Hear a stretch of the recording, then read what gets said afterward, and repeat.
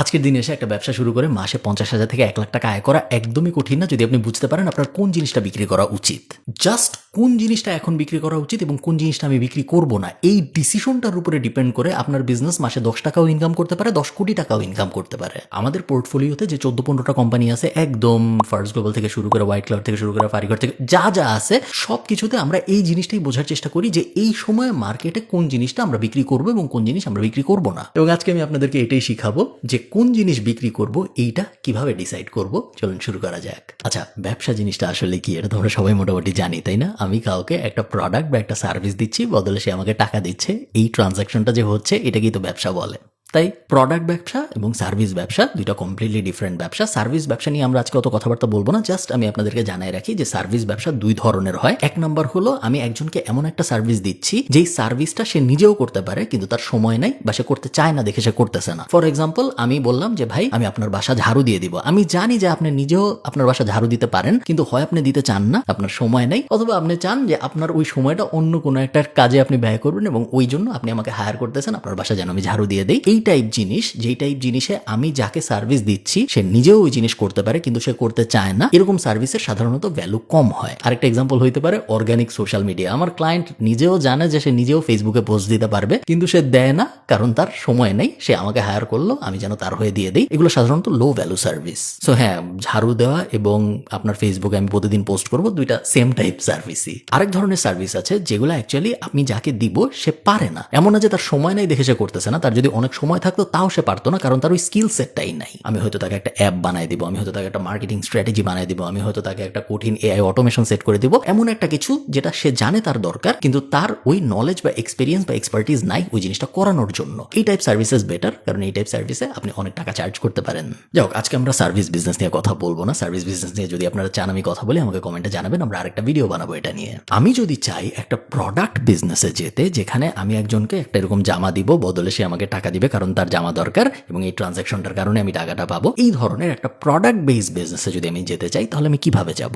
আমরা সবাই একমত যে আমাদের সবচেয়ে গুরুত্বপূর্ণ কাজ ঠিক করা বা বোঝা যে আমি আসলে কি দিতে চাই। আমি কি তাকে অ্যাকচুয়ালি জামা দিয়ে টাকা নিব, নাকি আমি তাকে মাইক দিয়ে টাকা নিব, নাকি আমি কলম দিয়ে টাকা নিব? বাংলাদেশে আপনি দেখবেন অনেক গুরু আছে যারা উইনিং প্রোডাক্ট কিভাবে খুঁজে বের করতে হয়, সিক্রেট ফর্মুলা কি বেচবেন এটা আমি আপনাদের খুঁজে বের করে দেবো, এই রিসার্চ করে ওই রিসার্চ করে, এরকম অনেক কোর্স টোর্সও আছে। কিন্তু বিষয়টা আসলে এত সিম্পল না। প্রোডাক্ট নিয়ে আপনি যদি ব্যবসা করতে চান তাহলে আপনার প্রথম কাজ যেটা, সেটা হলো ফিগার আউট করা যে আপনি আসলে একজন ক্লায়েন্টের কি প্রবলেম সলভ করতেছেন।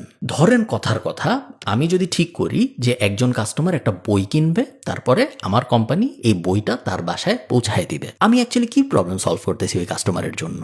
এই ক্ষেত্রে আমি যে প্রবলেমটা সলভ করতেছি এই প্রবলেমটাকে বলে কনভিনিয়েন্স বা আরাম বা সময় বাঁচানো। সো রকমারি কিন্তু অ্যাকচুয়ালি বইয়ের ব্যবসার ভিতরে নাই, রকমারি আছে কনভিনিয়েন্স ব্যবসার ভিতরে। ওই লোকটা, যে লোকটা ঘরে বসে রকমারি থেকে বা অন্য কোথাও থেকে একটা বই অর্ডার দিচ্ছে এবং তারপরে বই তার বাসায় পৌঁছায় যাচ্ছে, সে বাসা থেকে নিচে নেমে নীল খেতে যায় বা অন্য কোথাও যায় সেম বই কিনতে পারে। সে কিনে না কেন? তার কারণ তার সময় বাঁচানো জরুরি এবং তার কনভিনিয়েন্স ফ্যাক্টরটা বাড়ানো জরুরি। আবার ধরেন এরকম অনেক বিজনেস আছে আমরা জানি, যেসব বিজনেস যা বেচে, ধরেন চায়না থেকে কিছু ইম্পোর্ট করে বেচতেছে, আমেরিকা থেকে কিছু ইম্পোর্ট করে বেচতেছে, ওগুলা কিন্তু আমি চাইলে আমার বাসার থেকে নিচে নেমে দোকানে যাই কিনতে পারবো না। ওনারা কিন্তু শুধুমাত্র কনভিনিয়েন্স বেচতেছে না, ওনারা কনভিনিয়েন্সের সাথে অ্যাভেলেবিলিটিও বেচতেছে। ওনারা এমন একটা জিনিস বিক্রি করতেছে যেটা আমার জন্য কনভিনিয়েন্টও ওনাদের কাছ থেকে কিনা, আমার সময় টময়ও বাঁচতেছে, আবার একই সাথে অ্যাভেলেবিলিটিও শুধু ওনাদের কাছেই আছে, অন্যদের কাছে নাই। আমি চাইলেই দোকানে যাই বা থার্ড আরেকজনের কাছে যাই, ওই সেম জিনিস কিনতে পারবো না। আমাদের 1 নাম্বার রুল হলো আমরা অবশ্যই এমন প্রোডাক্ট সিলেক্ট করব যেই প্রোডাক্টের কনভিনিয়েন্স ফ্যাক্টরও আছে এবং অ্যাভেলেবিলিটি ফ্যাক্টরও আছে। আমি যেটা করি এই স্টেজে, যখন আমি এখনো এক্সপ্লোর করার চেষ্টা করতেছি যে আমি কোন জিনিসটা বেচবো, আমি আমার কম্পিউটারে যাব, আমি chinasource.com.bd ওপেন করব, যেটা হলো চায়না থেকে কোনো একটা কিছু ইম্পোর্ট করা আমার বাসায় পৌঁছায় দেওয়ার একটা প্ল্যাটফর্ম, এবং আমি এখানে রাফ জিনিসপত্র সার্চ দিব বোঝার জন্য যে এই জিনিস নিয়ে আদৌ আমি আগাবো নাকি আগাবো না। সো ফর এক্সাম্পল, ধরেন আমি ব্যাকপ্যাক লিখে সার্চ দিলাম জাস্ট বোঝার জন্য যে আমি ব্যাকপ্যাক নিয়ে আদৌ আগাবো নাকি আগাবো না। সো সার্চ দিলে chinasource.com.bd আমাকে বিভিন্ন অপশন দেখাচ্ছে যে এই ব্যাগের দাম 1059 টাকা, এই ব্যাগের দাম 1253 টাকা। আমি যদি এটা ক্লিক করি আমি দেখতে পাচ্ছি যে 750 টাকা হইলো প্রত্যেক কেজির ওয়েট ফি, অ্যাকচুয়াল প্রোডাক্টের দাম 1253 টাকা। যদি আমি একটা অর্ডার দিই, যদি আমি 200-এর বেশি অর্ডার দিই তাহলে 1210 টাকা হয়ে যাবে এক একটার দাম, বাট আমি কখনোই শুরুতে একটা প্রোডাক্ট 200 পিস অর্ডার দিব না, আমি সবসময় 5, 10, 15, 20 এরকম অর্ডার দিব, এবং বাকি বিস্তারিত আমি এখানে দেখতে পাচ্ছি যে আনুমানিক ওজন কত হবে ইত্যাদি ইত্যাদি। এই জিনিস আমি এই কারণে ওপেন রাখতেছি আমার সাইডে, কারণ আমি বোঝার চেষ্টা করব যখনই আমার মাথায় একটা রাফ আইডিয়া আসবে যে এই প্রোডাক্ট আদৌ ইম্পোর্ট করে আমি একই সাথে দুইটা জিনিস, অ্যাভেলেবিলিটি ফ্যাক্টর এবং কনভিনিয়েন্স ফ্যাক্টর, দুইটাই ফুলফিল করাতে পারবো নাকি। আপনি যখন এমন একটা প্রোডাক্ট পাবেন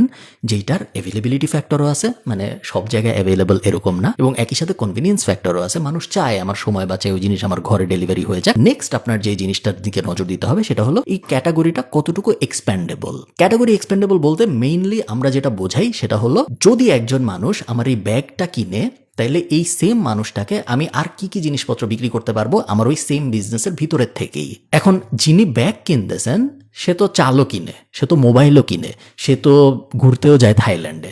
তার মানে কি এই যে আমার বিজনেসের ভিতরে যিনি আমার কাছ থেকে ব্যাগ কিনলেন তাকে আমি থাইল্যান্ডের ট্রিপও বেচবো, তার আমি চালও বেচবো, তার আমি ডিমও বেচবো? না, ক্যাটাগরি এক্সপ্যানশন বলতে আমরা বোঝাই সেম ক্যাটাগরির ভিতরে ভার্টিক্যালি আমি আর কি কি জিনিসপত্র বেচতে পারি, এটা ডিপে যায় আর কি কি বেচা সম্ভব। একটা অপশন হইতে পারে রিলেটেড প্রোডাক্টস দেখা। আমি নিচে নেমে আসলাম এবং আমি দেখতে পাচ্ছি যে আরো অনেক রকমের ব্যাগ আছে যেগুলো আমি দেখতে পারতেছি যে হ্যাঁ, কেউ যদি ওই ব্যাগ কিনে তাহলে চান্স আছে সে অন্যান্য ব্যাগও কিনতে পারে, বা তাকে যদি আমি আরো 15-20টা অপশন দিই তাহলে খুবই ভালো হয়। সো আমি ব্যাগের ভিতরেই আরো কি কি ভেরিয়েশন আছে ওইটা একটা অপশন হতে পারে আমার। আরেকটা অপশন হতে পারে যে আমি এখন আর ব্যাগের ভিতরেই থাকবো না, আমি কোনো একটা এআই এ চলে যাব এবং তারপরে আমি এআই এর কাছে যা বলবো আমি বিজনেস ব্যাকপ্যাক এখান থেকে কপি করলাম, এবং জেমিনের কাছে এসে আমি বললাম যে I sell men's business backpack on my website, what other products I can sell on my website which the same customers might buy. Gemini এখন আমাকে জ্ঞান দিচ্ছে যে কেবল অ্যান্ড চার্জার অর্গানাইজার আমি বেচতে পারি, আমি পাওয়ার অ্যান্ড কানেক্টিভিটির বিভিন্ন জিনিসপত্র বেচতে পারি, like travel adapter, power bank, তারপরে আমি বিজনেস অ্যান্ড ট্রাভেল গিয়ারে চলে যেতে পারি, toiletry and grooming bags, interesting. আমি slim foldy pad folio type জিনিসপত্র বেচতে পারি যেগুলো হলো ডকুমেন্ট অর্গানাইজার, এবং ডেস্ক এসেন্সিয়াল জিনিসপত্র আমি বেচতে পারি যেমন executive pen set, leather bound notebooks. So আমি ফর এক্সাম্পল এখান থেকে লেদার বাউন্ড নোটবুক আবার কপি করলাম, কপি করে আমি আবার ওই chinasource.com.bd তে চলে আসলাম, এসে আমি এখান থেকে লেদার বাউন্ড নোটবুক লিখে সার্চ দিয়ে দেখবো যে আদৌ কোনো কিছু সামনে আসে নাকি যেটা আমার মনে হয় ওই সেম ইউনিভার্সেই আমি সেম মানুষের কাছেই বেচতে পারি। সো যে আমার ওই ব্যাগটা কিনছিল, আমি ধরে নিই একজন কিনছে, সে কি এখান থেকেও কিছু কিনবে, একটা চান্স আছে যে সে এখান থেকে এই নোটবুকটাও কিনতে পারে, হ্যাঁ 61 টাকা, তার উপরে আমার আবার ইম্পোর্ট করলে ওয়েটের খরচটা বসবে। সো এই জিনিসটা কি মেক সেন্স করে? আমি এভাবে 5টা 10টা 15টা প্রোডাক্টের একটা লিস্ট করব যে প্রোডাক্টগুলো আমার সেম ইউনিভার্সের ভিতরে থাকবে। এমন যদি হয় আমি ক্যাটাগরি এক্সপেনশনের রিসার্চ করতে যাই, দেখি যে না এরকম আর কোনো প্রোডাক্ট আমি পাইতেছি না, ওই একটা প্রোডাক্ট পাইছিলাম, ওই একটা প্রোডাক্টই, এর বাইরে আর কোনো প্রোডাক্ট নেই যা ওই সেম কাস্টমারকে আমি বেচতে পারি, সেই ক্ষেত্রে আমি ওই বিজনেসটা নিয়ে আর আগাবো না। নেক্সট আমরা যে জিনিসটা করব সেটা হলো বোঝার চেষ্টা করা যে আমার এই প্রোডাক্টটা নিয়ে যদি আমি একটা বিজনেস লঞ্চ করি তাহলে এই বিজনেসের এক্সিস্টিং কম্পিটিটর কারা কারা হবে। এক্সিস্টিং কম্পিটিটর যদি কেউ না থাকে তার মানে এটা হইতে পারে যে ওই বিজনেস নিয়ে আগানো উচিত না, কারণ ওই বিজনেস নিয়ে আগেও অনেকে আগানোর চেষ্টা করছিল এবং তারপরে তাদের বিজনেস ফেল করছে, তারা অফ হয়ে গেছে। এক্সিস্টিং কম্পিটিটর না থাকা কিন্তু একটা খারাপ সাইন। হ্যাঁ, এটা একটা ভালো সাইনও হইতে পারে যে আপনি এমন একটা কিছু বাইর করছেন যেটা দুনিয়ায় আগে কেউ জানতো না, আপনি বাইর করছেন এবং আপনি লঞ্চ করতেছেন বাংলাদেশে, এই প্রোডাক্ট আগে আর কখনো কেউ আনে নাই, এটা হইতে পারে। এর হওয়ার চান্স অনেক কম, চান্স হওয়ার এটাই বেশি যে আগেও অনেক মানুষ চেষ্টা করছিল, তারা অ্যাকচুয়ালি পারে নাই। সো আপনি তো মনে আহামরি কোনো কুতুব না যে আগে কেউ পারেনি আপনি পারবেন। সো আমরা ধরে নিব যে যদি কোনো কম্পিটিটর না থাকে তাহলে ওই বিজনেসে না ঢোকাই ভালো। অ্যাট দ্য সেম টাইম এটাও সত্য যে কম্পিটিটর যদি অনেক বেশি থাকে তাইলে ওই বিজনেসে না ঢোকা ভালো, কারণ কম্পিটিটর যত বেশি তার মানে হলো আপনি তত বেশি মানুষের সাথে কম্পিট করতেছেন। এবং আমরা সোজা বাংলায় কমন সেন্সে বুঝি যে 2 জনের সাথে লড়াই করা সহজ নাকি 500 জনের সাথে লড়াই করা সহজ। অবশ্যই 2 জনের সাথে লড়াই করা সহজ। তো এমন যদি হয় যে এমন একটা বিজনেস আমি বেচতে যাচ্ছি যেখানে অলরেডি 500 জন একই জিনিস বেচে, ওই বিজনেস আমি ঢুকবো না। কিন্তু আমি যদি এমন একটা বিজনেস দেখি যে হ্যাঁ 3 জন বেচে আরো বা 7 জন বেচে আরো, তাহলে আমি হয়তো ওই বিজনেসে ঢুকবো, কারণ 7 জনের সাথে আমি মারামারি করতে পারবো। নেক্সট, খুবই গুরুত্বপূর্ণ এই জিনিসটা ফিগার আউট করা যে আমার বিজনেসে আমি কিভাবে ভ্যালু অ্যাড করব। কারণ মনে রাখবেন, যদি আপনি আপনার বিজনেসে ভ্যালু অ্যাড করতে না পারেন সেই ক্ষেত্রে আপনার মারামারি হবে কস্ট নিয়ে, এবং কস্ট নিয়ে মারামারিতে কখনো কেউ জিতে না। দিন শেষে যে সবচেয়ে কম দামে বেচতেছে সেও জিততেছে না, কারণ তার প্রফিট মার্জিন খুবই কম। সে মার্কেটে জিতার জন্য তার প্রফিট মার্জিন অনেক কমাই নিয়ে আসছে। এবং এরকম কোনো মার্কেটে আপনি ঢুকতে চান না যেখানে আপনার একমাত্র ফাইটিং ব্যারিয়ার হইলো যে কে কত কম দামে কোনো একটা প্রোডাক্ট দিতে পারে। সো আমরা চিন্তা করবো যে হ্যাঁ ঠিক আছে, আমি ওই ব্যাকপ্যাকটা ইম্পোর্ট করবো। ব্যাকপ্যাকটা যদি আমি ইম্পোর্ট করি, কি কি ভ্যালু আমি অ্যাড করতে পারি ওই সেম কাস্টমারের জন্য, যাতে সে আমার কাছ থেকে ওই জিনিসটা কিনে এবং অন্য কোথাও থেকে না কিনে। সবাই তো যায় chinasource.com.bd থেকে অর্ডার দিতে পারে এবং অর্ডার দিয়ে সবাই বেচতে পারে। তো সবাই যখন একই জিনিস বেচবে, আপনি ধরে নেবেন হয় অনেকে বেচতেছে বা সামনে অনেকে বেচবে, কারণ এই জিনিস তো আমরা ইম্পোর্ট করে বেচতেছি, এমন তো আমরি কোনো জিনিস না যেটা অন্য কেউ করবে না। সো আমি আর কি ভ্যালু অ্যাড করতে পারি ওই এক্সিস্টিং প্রোডাক্টের উপরে, যাতে করে সবাই আমার কাছ থেকেই কিনে এবং অন্যান্য কারো কাছ থেকে না কিনে। সো একটা জিনিস ফর এক্সাম্পল হইতে পারে যে আমি ওই ব্যাগটা ইম্পোর্ট করলাম, ইম্পোর্ট করার পরে কাস্টমার যখন অর্ডার দিবে আমি একটা সার্ভিস দিব যে আমি ওনার নাম লেজার দিয়ে এনগ্রেভ করে দেবো ব্যাগের উপরে। এমন একটা জিনিস আমি করতে পারি যে না আমি লেজার দিয়ে না, আমি সেলাই করে এনগ্রেভ করে দেবো, না লেজার আমার ভালো লাগে না। এমন একটা জিনিস করতে পারি আমি ওই ব্যাগের সাথে একটা এক্সটেনশন দিব, যেটা আমি নিজেই সেলাই মেশিন দিয়ে বানাবো, আমার লোকাল সেট আপ থাকবে, যে আমি চায়নার থেকে ওই জিনিস ইম্পোর্ট করবো, এরপর এক্সটেনশনটা নিচে যুক্ত হয়ে যাবে, যখন বৃষ্টি হবে তখন এক্সটেনশনটা উপরে দিয়ে দিলে ব্যাগের ভিতরে কোনো কিছু আর ভিজবে না, কিন্তু যখন বৃষ্টি হবে না তখন আবার ওই জিনিস সরায় ফেলবো, যেন আমার ব্যাগের অ্যাস্থেটিক বা আমার ব্যাগের লুকের যেন কোনো ক্ষতি না হয়। আপনি চিন্তা করে বের করবেন যে আপনার ভ্যালু কি হবে, বাট এরকম যেন না হয় যে আমি এখান থেকে বেচছি তারপর আমি এখানে আবার ফেসবুক অ্যাড দিয়ে বিক্রি করে দিচ্ছি। আপনি চিন্তা করে বের করবেন যে আপনার ভ্যালু এডিশন কি হবে, কিন্তু কখনোই যেন এরকম না হয় যে আমি এখান থেকে ইম্পোর্ট করছি 10 টাকা দিয়ে, এখন আমি এটা বিক্রি করতেছি 100 টাকায়, মাঝখানে আমি আর কোনো প্রোডাক্ট ইমপ্রুভ করি নাই। এরকম যদি হয় যে আমি প্রোডাক্ট ইমপ্রুভ করতেছি না, শুধু আমি এখান থেকে আনতেছি এখানে বেচতেছি, ওই বিজনেস আপনি কখনোই বড় করতে পারবেন না। নেক্সট পয়েন্ট, সবসময় মনে রাখবেন এইরকম যদি আপনার মাথায় আসে যে হ্যাঁ এই জিনিসটা আমি খুব সহজেই ফেসবুক অ্যাড দিয়ে বিক্রি করতে পারবো, এই কারণে আমি এই জিনিস ইম্পোর্ট করে বেচি, ওই বিজনেস কখনো লং টার্মে ভালো করবে না। কারণ অ্যাড প্ল্যাটফর্ম শুধু ফেসবুক না, বাট ফেসবুকে আমি উদাহরণ হিসেবে বলতেছি কারণ বাংলাদেশে বেশিরভাগ মানুষ ফেসবুকে অ্যাড চালায়, অ্যাড প্ল্যাটফর্ম প্রতিনিয়তই আরো এক্সপেন্সিভ হয়। সো আজকে আপনার জন্য যেটা মেক সেন্স করতেছে যে 20 টাকায় ইম্পোর্ট করছি এই ব্লেন্ডার, তারপরে 100 টাকার ফেসবুক অ্যাড দিছি, সো 400 টাকায় যদি আমি বেচি তাহলে ইকুয়েশন মেক সেন্স করে। আজকের দিনে যে ইকুয়েশন মেক সেন্স করতেছে 1 বছর পরে যে ওই ইকুয়েশন আর মেক সেন্স করবে না, কারণ ইম্পোর্টের কষ্ট বাড়বে, ফেসবুক অ্যাডের কষ্ট বাড়বে। সো ইম্পোর্টের কষ্ট যদি বাড়ে, ফেসবুক অ্যাডের কষ্ট যদি বাড়ে, তার মানে কি? তার মানে হলো সেম প্রোডাক্টই আপনি কম প্রফিট মার্জিনে বেচতেছেন, তারপর আরো কম প্রফিট মার্জিনে বেচতেছেন, এবং তারপরে আস্তে করে আপনার কোনো প্রফিট থাকবে না ওই বিজনেসে, ওই বিজনেস শেষ হয়ে যাবে। এবং এই কারণেই হাজার হাজার ই কমার্স বিজনেস শুরু হয় প্রত্যেক বছর, এবং 99% পরের বছর নাই হয়ে যায় বা তারা অন্য কিছু শুরু করে। আরেকটা ব্যাপার, এটা একটা প্রো টিপ আমি আপনাদের দিচ্ছি, যেটা আপনারা ফিল ফ্রি, এটা আমি আপনাদেরকে গিফট করলাম এই প্রো টিপটা। সেটা হলো বাংলাদেশের মার্কেটে, স্পেসিফিক্যালি বাংলাদেশের মার্কেটে এটা হয়, অন্য বেশি মার্কেটে এই জিনিসটা হয় না। একটা দামি জিনিসের কস্ট অফ কাস্টমার অ্যাকুইজিশন এবং একটা সস্তা জিনিসের কস্ট অফ কাস্টমার অ্যাকুইজিশন মোটামুটি ভাবে সেম বল পার্কেই থাকে। আপনি যদি মধু বেচেন, সেই মধু বেচার জন্য আপনার একটা কাস্টমার অ্যাকোয়ার করতে ফেসবুক অ্যাড দিয়ে খরচ হবে হয়তো 50 টাকা, 100 টাকা, 200 টাকা। আপনি যদি একটা গাড়িও বেচেন ফেসবুক অ্যাড দিয়ে বাংলাদেশের মার্কেটে, আপনার কাস্টমার অ্যাকুইজিশন কস্ট হবে 50 টাকা, 100 টাকা, 200 টাকা, 300 টাকা। সেম নিউজ ফিডেই আপনি যাচ্ছেন, সেম মানুষই মধুও কিনতেছে, গাড়িও কিনতেছে। তো আপনি যদি শিওর না থাকেন যে না আমি মধুর ব্যাপারে প্যাশনেট বা আমি গাড়ির ব্যাপারে প্যাশনেট, বা ওই অ্যাঙ্গেল যদি আপনার না থাকে, সেই ক্ষেত্রে সবসময় চেষ্টা করেন দামি জিনিস বেচতে, কম দামি জিনিস না বেচতে। কারণ মার্কেটিং কস্ট আপনার মোর অরলেস ঘুরায় ফিরে লিড অ্যাকুইজিশন কস্ট সিমিলার বল পার্কেই থাকবে, কিন্তু আপনি যদি দামি জিনিস বেচেন তাহলে আপনার প্রফিট অনেক বেশি, চাওয়ার পটেনশিয়াল বাড়বে। আমি আপনাদের একটা উদাহরণ দিই। সো আমি যদি আবারও ওই ব্যাকপ্যাকের উদাহরণটায় যাই, সো আমি ব্যাকপ্যাক লিখে সার্চ দিলাম চায়না সোর্সে, এবং আপনারা দেখতে পাচ্ছেন যে ধরেন কথার কথা হাইপোথেটিক্যালি আমি ঠিক করছি যে আমি এই ব্যাগ আনবো। সো 1253 টাকায় আমি আনতে চাচ্ছি এই ব্যাগ, আমি 10টাই অর্ডার দিব, বেশি অর্ডার দিব না। 10টা যদি অর্ডার দিই তাহলে আমার এখানে কত টাকা লাগতেছে? 1253 ইন্টু 10, 12,000 সামথিং। এর উপরে আমার এখানে 750 টাকা প্রত্যেক কেজিতে শিপিং যুক্ত হবে। সো এগুলার এক একটার ওজন কত? এগুলার এক একটার ওজন, আনুমানিক ওজন 0.71 কেজি। সো আপনি হিসাব করে দেখেন যে 1 কেজিতে যদি আমার 750 টাকা যুক্ত হয়, এক একটার আনুমানিক ওজন যদি 0.71 কেজি হয়, তাহলে আমি যদি 10টা আনি তাহলে আমার ওই 12,000-এর সাথে আরো 7-8 হাজার টাকা যুক্ত হবে। সো